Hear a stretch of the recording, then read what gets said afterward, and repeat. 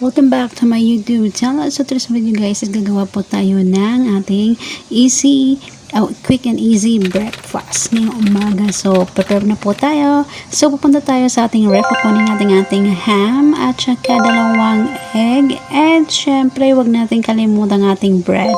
And ito ang ating ingredient, egg and bread and saka yung ham. So, wala naman po kaming bread toaster so iniinit ko po yung ating bread sa ating kawali. Then after that, magbibit po tayo ng ating 2 itlog para sa ating breakfast. And syempre, sunod is magluluto na ulit tayo na.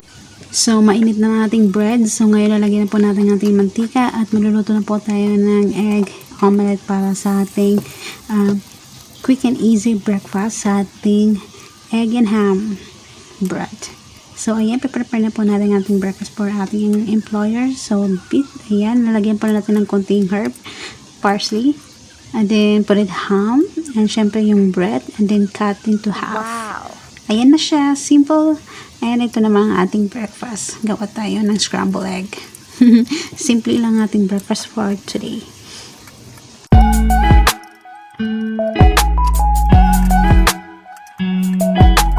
Natin is kukuha tayo ng tea.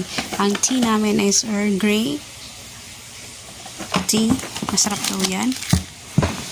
The next is kukunin natin ang ating coffee. Ayan. May lagay ako sa coffee. I love coffee.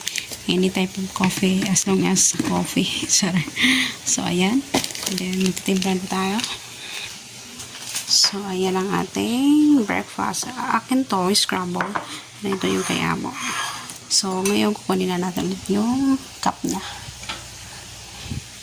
So, ayan. Gagawa tayo ng cup coffee. So, ayan na yung ating tea. At so, lagyan natin ng hot water half and also cold half water. Ayan. So, ready to eat na. Ayan, prepare lang natin konti para maganda. So, ito na ang kanyang breakfast. Egg sandwich.